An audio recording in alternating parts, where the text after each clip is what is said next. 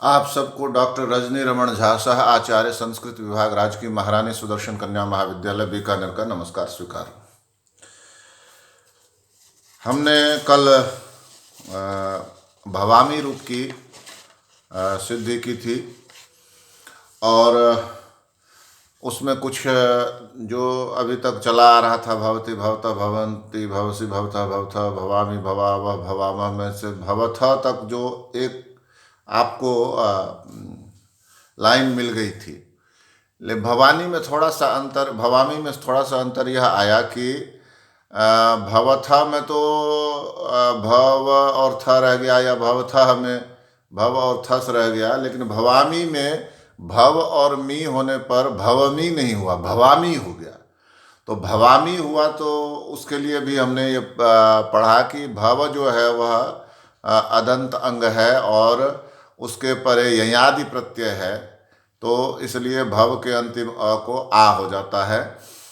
वह मैंने लिखकर आपको भेजा है। आज फिर चूंकि वही प्रसंग है इसलिए मैं उसको थोड़ा और सही ढंग से समझाऊंगा आपको, तो इससे आपको भवामी को भी दोबारा समझने में सुविधा होगी। तो शुरू करते हैं इसको। तो शुरू क्या, भवामी भवामी तो हमने पढ़ लिया। तो भवावह दूसरा जो भू धातु के लट लकार में परस्मय पद में उत्तम पुरुष का द्विवचन जो होता है वह भवावह होता है, आप जानती ही होंगी सभी।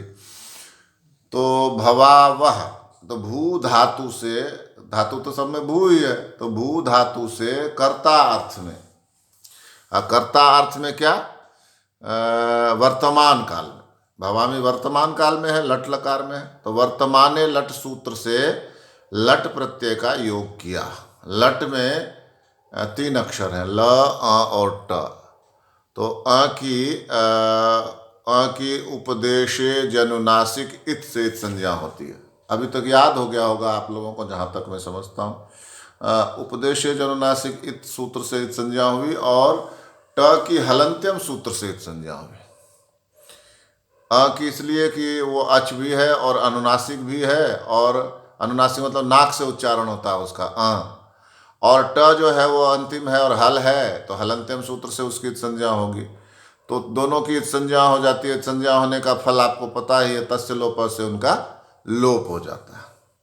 तो अ का भी लोप हो गया और ट का भी लोप हो गया, तो ल बचा, तो भू प्लस ल हो गया। लस्त सूत्र से ल के स्थान पर ही 3 प्रत्यय आते हैं, तिप्त जी सिप्त मिप वस मस्त आताम ज था साथाम ध्वम इट वही महिंग, जो 18 प्रत्यय हैं वो ल के स्थान पर ही आते हैं। तो यहाँ पर कौन सा रूप है, भवावह, जो परस्मय पद के उत्तम पुरुष का द्विवचन है। तो परस्मय पद उत्तम पुरुष द्विवचन में तिप्तस जी सूत्र से ल के स्थान पर क्या आएगा, देखिए आप, वस आएगा। चार्ट बना कर दिया हुआ है ना आप लोगों को, तो उसमें देखिएगा, तो वस आएगा। वस में स जो है वह अंत में है और हल भी है, व्यंजन भी है, तो हलंत्यम सूत्र से उसकी इत संज्ञा प्राप्त थी। किंतु न विभक्तो तुष्मा, ये जो 3 प्रत्यय हैं इनको विभक्ति भी बोलते हैं। तो न विभक्तो तुष्मा, जो इसमें कहा गया त थ द ध न स और म, इनकी इत संज्ञा नहीं होती। तो अपने पास क्या है यहाँ पर, वस का स है, तो उसकी इत संज्ञा नहीं होगी। तो नहीं होगी तो वस का वस रह गया, तो ख नंबर पर बन गया भू प्लस वस। अब ये वस क्या है, तिंग है, तो तिंगशित सार्वधातुकम सूत्र से इसकी सार्वधातुक संज्ञा होती है। सार्वधातुक क्यों कहते हैं, कि संज्ञा क्यों करते हैं, तो संज्ञा इसलिए करते हैं कि बार बार ना दोहराना पड़े। जैसे कहा कि सार्वधातुक है तो इसमें हम समझ गए कि इसमें तिप भी हो सकता है, तस भी हो सकता है, तिप तस झी भी हो सकती है, तो ये 18 प्रत्यय सार्वधातुक हो जाएंगे। तो संज्ञा करने का कोई अर्थ होता है, तो सबके सबको होंगे, तो लेकिन खाली इतना कहने से तो बात नहीं बनेगी, क्योंकि संज्ञा तो कर दिया, संज्ञा कर दी, पर अब इसका फल क्या है, तो कहते हैं कि सार्वधातुक परे रहने पर भू से परे, धातु से परे, कर्तरी शप से शप प्रत्यय आया। तो शप में 3 अक्षर हैं, श और प। श की लसक्व तद्धिते सूत्र से और प की हलंत्यम सूत्र से एक संज्ञा हो जाती है, और तस्य लोप सूत्र से उनका लोप हो जाता है। कई बार दोहरा चुका हूं। तो अब क्या बचा? अ। तो भू प्लस अ प्लस वस। अ किसका है? शप का है। शप में श की संज्ञा हुई है, तो श की संज्ञा हुई है तो फिर शीत है, अशित हुआ ना। तो तिंग शीत सार्वधातुकम सूत्र से यह भी सार्वधातुक हो गया। तिंग भी सार्वधातुक है और शीत भी सार्वधातुक। तो तिंग शीत सार्वधातुकम सूत्र से पहले क्या क्या हुआ कि इसकी सार्वधातुक संज्ञा हो गया। और यह जब परे है, भू के परे अ है ना, शीत सार्वधातुक, तो सार्वधातुकार्ध धातुकयो सूत्र से भू का जो ऊ है, भू का ऊ, वो क्या हो जाएगा? ओ। तो क्या हो गया? भो प्लस अ प्लस वस। भो जमा अ जमा वस। ठीक है। तो अब कौन सा सूत्र आएगा? अ जो अच परे है उससे ओ के स्थान पर क्या आ जाएगा? अव आ जाएगा। कौन सा सूत्र है? एचो यवा यावह। वह क्या कहता है कि यदि ए के परे अच हो तो अय हो जाए, ओ के परे अच हो तो अव हो जाए, अय के परे अच हो तो आय हो जाए, और औ के परे अच हो तो आव हो जाए। यहां पर अपने पास ओ है, भो, तो ओ की जगह पर क्या हो जाएगा? अव हो जाएगा। तो क्या बना? भव प्लस अ प्लस वस। भव धन अ धन वस, या भव जमा अ जमा वस, या भव जोड़ अ जोड़ वस। तो भव और अ, भव का जो हलंत व है उसमें अ मिल गया तो भव पूरा हो गया। तो भव प्लस वस हो गया, भव वस। तो भव प्लस वस, और अपने को सिद्ध क्या करना है? भवावह। तो जाहिर है कि यहां भव और वस को जोड़ देंगे तो भवावह नहीं बनेगा। तो यहां कहा, अभी यहीं पर जो कल हमने भवामी में पढ़ा था, यहीं पर इसको ठीक से दोहराने की जरूरत है। देखिए, भ अ व अ भव, भव हुआ पूरा।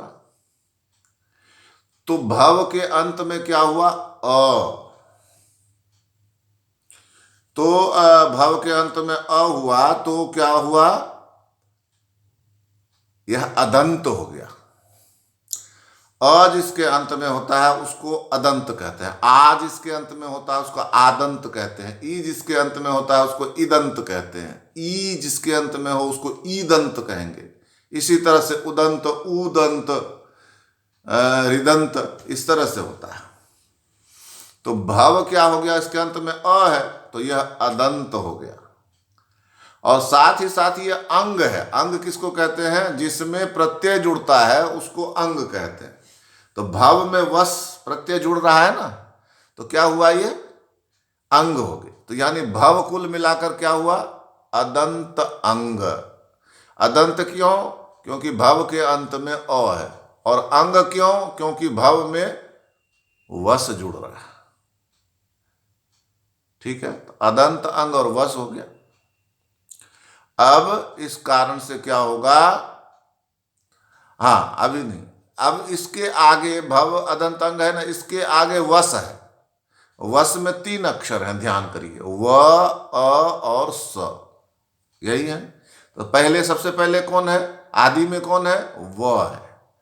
वह कौन से प्रत्याहार में आता है? देखिए, बहुत सारे प्रत्याहार में आता है, लेकिन यहां पर बात जो कही जाएगी वो है य और य। है वरट का य और झभय का य। प्रत्याहार हमने पहले भी बनाए हैं ना, अच बनाया, हल बनाया, अल बनाया, जस बनाया, बस बनाया, भस बनाया, ये हमने बनाए। तो उसी तरह से य देखिए कहाँ से होगा शुरू? है वरट के य से, और कहाँ तक जाएगा?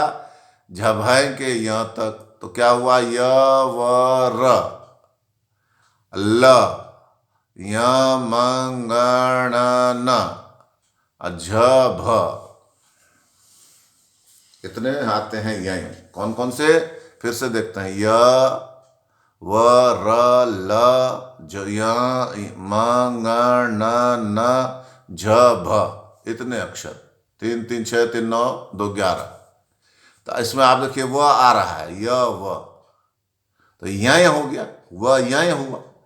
और यय आदि में है किसके? वस के आदि में। तो वस कौन सा प्रत्यय हो गया? ययादि प्रत्यय। लिख रखा है मैंने, इसमें सारे लिख रखा है। वस क्या हुआ? ययादि प्रत्यय।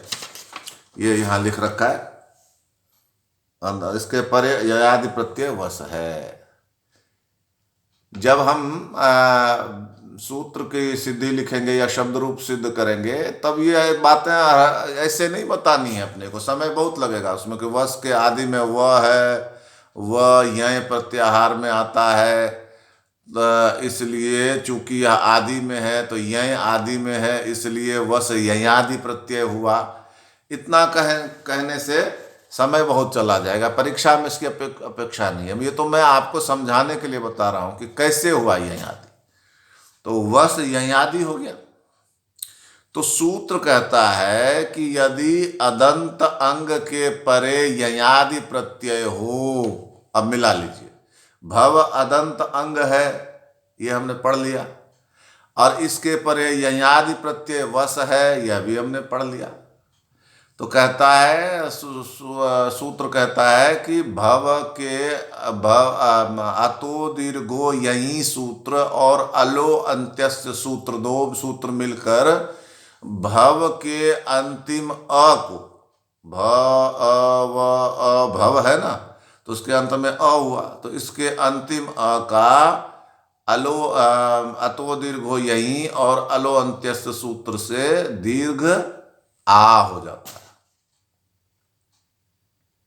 तो भव में अ था, अ का आ बन गया अंतिम अ का, तो क्या हो गया? भवा। तो अगला रूप बन गया भवा प्लस वस। ये मैंने बताया, भवा प्लस वस। तो भवा प्लस वस हो गया, मिला देने पर क्या बना? भवावस। भवावस। अब स क्या है? सुप्तिगंतम पदम सूत्र से भवावस पद है। सुप्तिगंतम पदम कहता है कि जिसमें सु ओजस आदि लगे हों या तिप्त जी आदि लगे हों, वे पद हैं। तो भवावस में तिंग लगा है ना, कौन सा? वस। उत्तम पुरुष का द्विवचन का प्रत्यय वस लगा है भवावस में, इसलिए भवावस क्या है? पद है। तो पद है तो स क्या है? पदांत है।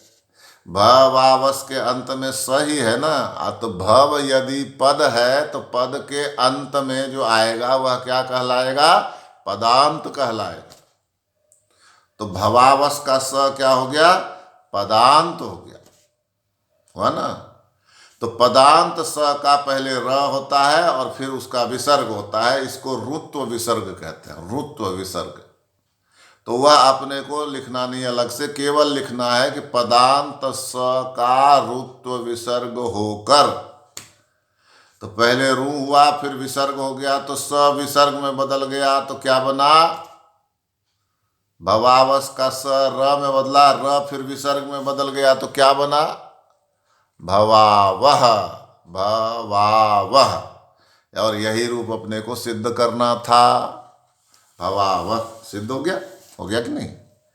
तो यही बात हमने भवामी में पढ़ी थी। तो उसको एक बार आप इसको ढंग से देखेंगे तो वह फिर समझ में और अच्छी आएगी। इसमें मैंने छोटा सा और नीचे दे दिया है समझाने के लिए कि अंग क्या है, तो अदंत क्या है। तो अदंत है जिसके अंत में अ है, तो भव के अंत में अ है इसलिए वह अदंत है। और अंग क्यों है? क्योंकि उसमें प्रत्यय लगता है, इसलिए अंग है। तो भव क्या हो गया? अदंत अंग। यही बताया है। अच्छा, वस के आदि में वह है जो यय में आता है, वस के आदि में वह है जो यय में आता है, तो वस क्या हो गया? ययादि। ययादि। अब अतो दीर्घो यही सूत्र से भव के अ का आ होके भवा प्लस वस बराबर भवावस और पदांत स का रुत विसर्ग होकर भवाव रूप की सिद्धि होती है। यही हमने सिद्ध करना था। तो इस तरह से हमने आज एक और रूप सिद्धि की शेष हम आगे देखेंगे। धन्यवाद।